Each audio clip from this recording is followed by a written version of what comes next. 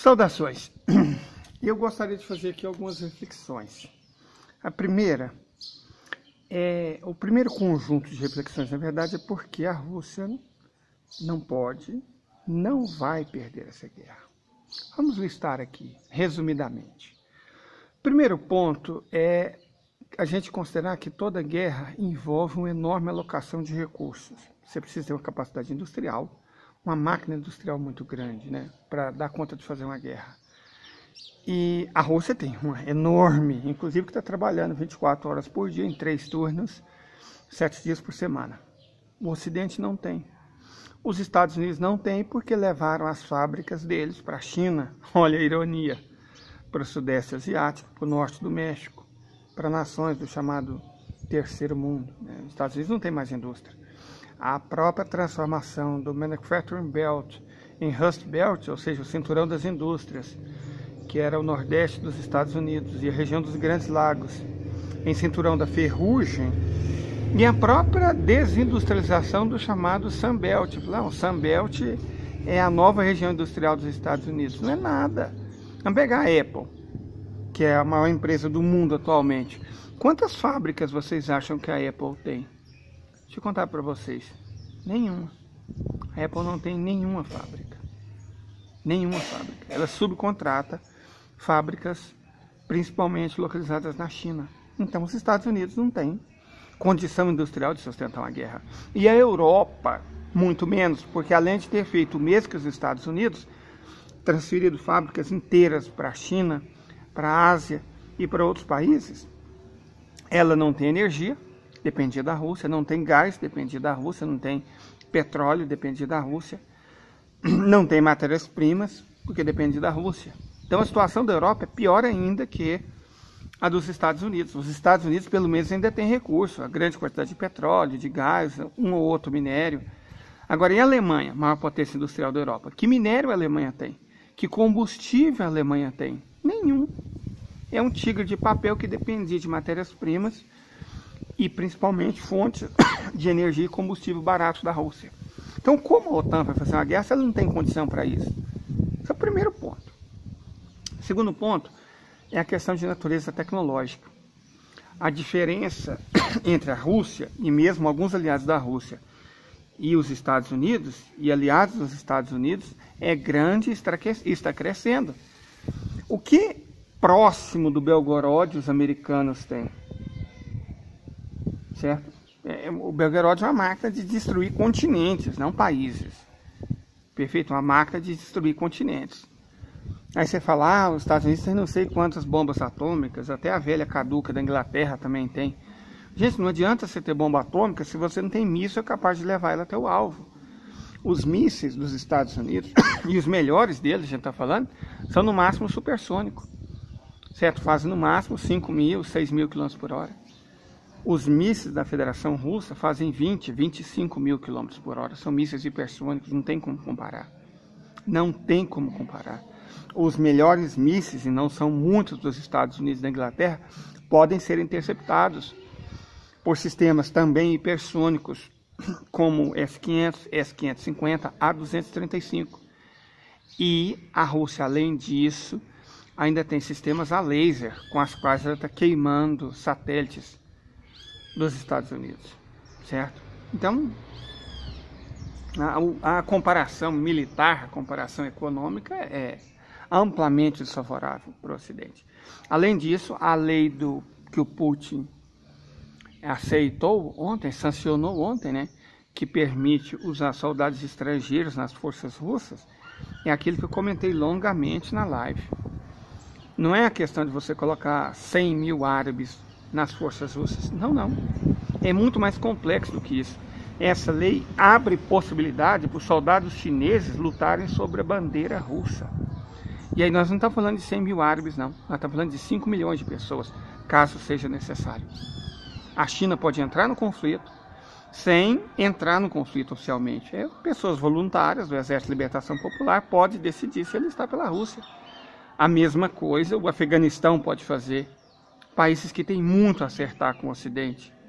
Certo? O Afeganistão, o Paquistão, a Índia, Nós estamos falando de quê? 3 bilhões de pessoas. Nós estamos falando de 10 milhões de soldados com experiência em combate, se a Rússia precisar. E a OTAN, evidentemente, não tem. Certo? A Ucrânia não tem. A Ucrânia não tem arma, não tem munição e tem cada vez menos soldado. A Ucrânia continua lá na luta por causa de tropas da OTAN disfarçadas de mercenário.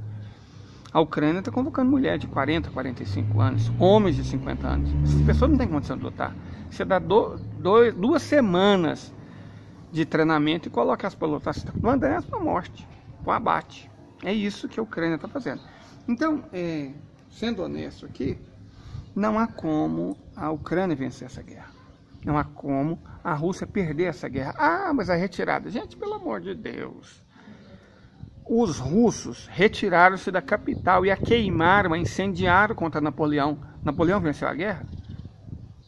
Quantas cidades os russos não perderam para os nazistas? O Adolfinho venceu a guerra? Então, sem essa, gente, sem essa, por favor, não deixa de ser infantil aqui, né? Não vamos entrar nessa conversa, nessa lorota. Mas o Raevski publicou um texto muito interessante, que era o que aconteceria caso o Ocidente, caso os Estados Unidos vencessem a guerra. E eu gostaria de ler algumas coisas aqui para você. Ele disse o seguinte: a reação inicial da maioria das pessoas do Oeste coletivo seria uma mistura de alívio, do tipo, é claro que eu sabia que o Ocidente venceria, e indiferença, porque as questões relativas a transgêneros, por exemplo, são muito mais importantes, né? E aí eles colocariam a melhor força da história do mundo, lutou e chutou traseiros comunistas, que definitivamente mereciam chutes no traseiro, blá blá blá. Putin e seus generais foram derrotados, blá blá blá. Tem até essa conversa toda, vamos imaginar, certo? E aí, o que aconteceria não com o resto do mundo, os 7 bilhões que não estão no Ocidente? Porque do jeito que eles falam, a comunidade internacional é o antigo mundo livre, são o quê? O que é a comunidade internacional? É a Europa,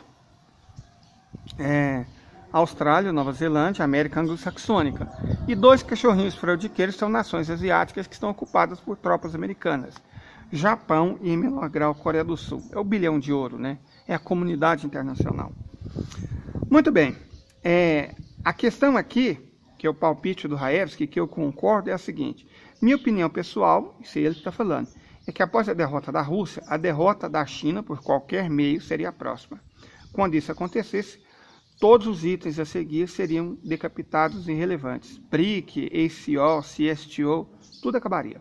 O próximo país de assassinatos na lista da hegemonia ocidental seria o Irã, que, uma vez tendo perdido o apoio da Rússia e da China, não seria capaz de desafiar com sucesso o Ocidente, o que traria consequências enormes para o Oriente Médio. O aspirante a Pasha Erdogan seria rapidamente derrotado. Idem para o Ben Sultan da Arábia Saudita. Os israelenses, eu já até expliquei aqui, é uma nação irrelevante hoje economicamente no Oriente Médio, porque o PIB de Israel é 500 bilhões de dólares. Para título de referência, o dos Emirados Árabes Unidos é de 850 bilhões, o do Iraque é de 600 bilhões, o do Egito e do Irã, 1 trilhão e 600 bilhões, o da Arábia Saudita, 2 trilhões, o da Turquia, 3 trilhões e 200 bilhões. Traduzindo, Israel hoje não representa 5% da economia do Oriente Médio, mas se o Ocidente vencesse a guerra contra a Rússia, voltaria a ter relevância, né? E de toda forma, com China e Rússia fora do caminho, a Ásia Central rapidamente seria recolonizada. O mesmo valeria para Paquistão e Índia, e rapidamente eles perderiam a maior parte de sua soberania. O Afeganistão seria entregue ao ISIS, né, que foi fabricado pelos Estados Unidos, e tanto a América Latina quanto a África seriam recolonizados, o que a elite compradora, que são esses traidores, a elite brasileira é uma elite compradora. A elite brasileira, que é essa que vende semente para alimentar os porcos da China, que vende cadáveres de animais para alimentar os chineses, que vende pedras para alimentar as fábricas chinesas, ela ficaria muito contente. É tudo o que ela queria, né? Na verdade é isso. Abrir mão da independência para servir melhor aos seus senhores do Ocidente. E, de toda forma, o Raevski segue dizendo o seguinte: eu afirmo que qualquer pessoa com um mínimo de informação e inteligência concordará que a gangue de malucos acordados atualmente administrando os Estados Unidos e quase todos os países da União Europeia não dão a mínima para as pessoas que eles governam. É só ver as declarações da ministra das Relações Exteriores do Partido Verde Alemão, dizendo que simplesmente não se importa com os alemães. certo? Ela quer derrotar a Rússia e quer um mundo ecologicamente mais correto. Eles realmente não se importam. Eles apenas os veem como meios de produção. Em outras palavras, escravos que precisam receber quantidades suficientes de comida ruim e imensas quantidades de entretenimento, verdadeiramente demoníaco, para mantê-los agradáveis, felizes e, acima de tudo, os obesos, obedientes e ignorantes. A Refs faz uma seguinte pergunta. Com o desaparecimento da Zona B, que é o sul global onde a gente vive, e a esperança de um mundo melhor, se houver, os escravos da hegemonia anglo-saxã poderiam manter seus corações se todo o planeta se transformasse na Zona A, ou seja, uma região dominada ideologicamente pelos Estados Unidos? É só a gente ver o que acontece no mundo. O atual aparato repressivo, diz Raevski, à disposição da classe dominante nos Estados Unidos, que inclui 17 agências de inteligência, entre aspas, o maior orçamento de agressão militar do planeta, o maior número de prisioneiros mantidos em prisões, total controle informacional exercido por Google, Amazon, Netflix, Facebook, Twitter, forças policiais militarizadas e agências prontas para lidar com terroristas internos, certo? Terrorista interno é uma classificação que envolve qualquer um que o governo dos Estados Unidos quiser. Um sistema escolar e universitário projetado para criar plâncton de escritório obediente, colarinho branco. Realmente, Harvard é a melhor. Melhor para quê? Se Harvard fosse melhor, os formandos em Harvard que governam os Estados Unidos não seriam esses idiotas, esses imbecis que a gente vê, né? Então, realmente, forma colarinho branco, plâncton de escritório, e colarinho azul, que é empregado de fast food, sem nenhuma consciência, nem qualquer compreensão do mundo exterior. Os estados da União Europeia não chegaram nesse nível ainda, mas estão rapidamente caminhando nessa direção. Então, não se trata de um sistema que simplesmente entraria em colapso por si mesmo, ou muito menos seria derrubado pelos seus deploráveis. Já mencionei isso, diz Raevski, várias vezes no passado. O sistema político dos Estados Unidos não é viável nem pode ser reformado. O sistema político da União Europeia é basicamente uma extensão do sistema político dos Estados Unidos, apenas com a mentalidade colonial mais fortemente pronunciada. Como diz a Victoria Nuland, foda-se a União Europeia. Então, a hegemonia transformaria todo o nosso planeta em um gigante que acordaria a Disney World administrada por neocons. Não, isso não acontece enquanto Rússia, China e Irã permanecerem firmes. Mas se essas nações existentes fossem esmagadas, seu show acabou para o povo da Zona A, cuja escravidão não apenas duraria ainda mais, nós estamos falando do americano médio, que trabalha como um cão, que é explorado, que não tem sistema de saúde, que não tem aposentadoria. Então, a escravidão deles